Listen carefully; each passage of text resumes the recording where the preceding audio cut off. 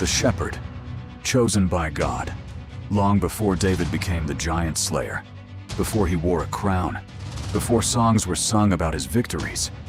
He was simply a shepherd boy, faithfully watching over his father's sheep.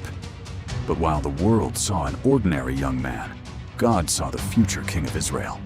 This is the story of how God chose David. Israel had grown restless.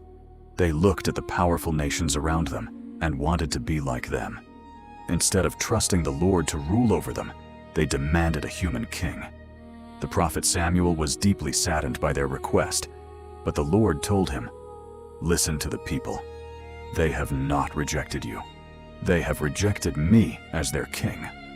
So Samuel anointed Saul, a tall, handsome man from the tribe of Benjamin, to become Israel's first king. At first, Saul ruled with humility. He led Israel into battle, defeated many enemies, and united the nation. The people admired him, and it seemed as though Israel had finally found the king they had always wanted. But success slowly changed Saul's heart. One day, God gave Saul a clear command through Samuel. He was to completely destroy the Amalekites because of their wickedness and their long history of attacking God's people. Nothing was to be spared. Saul marched into battle and defeated the Amalekites. But instead of obeying God completely, he made his own decision. He spared King Agag, and he allowed his soldiers to keep the best sheep, cattle, and valuable animals. Saul convinced himself that partial obedience was good enough. When Samuel arrived at the camp, Saul greeted him confidently. "May the Lord bless you," Saul said.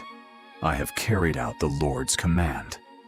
Samuel looked into Saul's eyes and asked a simple question. "Then what is this bleating of sheep that I hear? What is this lowing of cattle?" Saul quickly made excuses. The soldiers kept the best animals to sacrifice to the Lord. But God was not pleased. Samuel answered with words that would echo throughout history. "To obey is better than sacrifice, and to listen is better than the fat of rams." Because Saul had rejected God's word, God rejected Saul as king. Samuel turned away in sorrow. As he walked away, Saul grabbed the edge of Samuel's robe, tearing it. Samuel stopped and said, "The Lord has torn the kingdom of Israel from you today, and has given it to one better than you." Samuel left, grieving over Saul. Days passed. Samuel mourned because the king he had anointed had fallen. Then the Lord spoke again. "How long will you mourn for Saul? Fill your horn with oil and go to Bethlehem. I have chosen one of Jesse's sons to be king." Samuel obeyed. He took his horn filled with olive oil and traveled through the hills of Judah until he reached the small town of Bethlehem. The town elders trembled when they saw him. "Do you come in peace?" they asked. "Yes," Samuel replied. "I have come to offer a sacrifice to the Lord." Samuel invited Jesse and his family to the sacrifice. Soon Jesse presented his oldest son, Eliab. Eliab was tall, strong, and handsome. Samuel looked at him and thought, "Surely this is the Lord's chosen one." But the Lord spoke quietly to Samuel's heart. "Do not consider his appearance or his height. I have rejected him. People look at the outward appearance, but the Lord looks at the heart." One by one, Jesse's sons stood before Samuel: Abinadab, Shammah, then the others. Each one seemed capable. Each one looked worthy. But each time the Lord said, "No." Finally, Samuel looked at Jesse with surprise. "Are these all your sons?" Jesse paused before answering. "There is still the youngest. He is out tending the sheep." Samuel immediately replied, "Send for him. We will not sit down until he arrives." Far away in the hills, a young shepherd watched over his father's flock. David spent his days protecting sheep from danger. He learned courage by facing wild animals. He learned patience during lonely nights. He learned to trust God while gazing at the stars. No crowds applauded him. No armies admired him. But heaven was watching. Soon, a servant came running across the hills. "David, your father is calling you." David left the sheep and hurried home. Covered in dust from the fields, carrying only a shepherd's staff, the youngest son entered the courtyard. His brothers probably wondered why he had been called. No one expected what would happen next.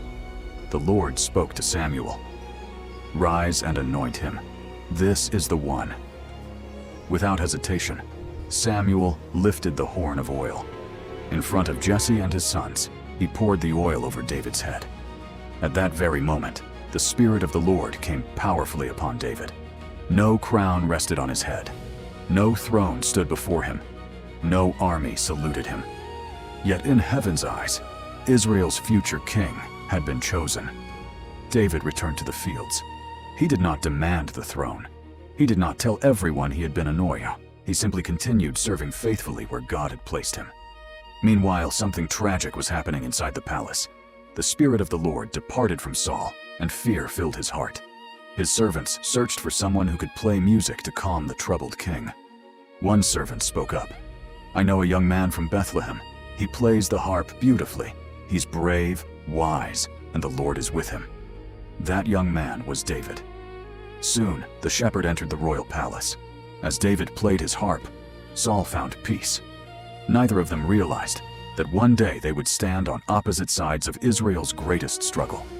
The shepherd had entered the palace, but he still had no idea that God was preparing him for a giant waiting just over the horizon.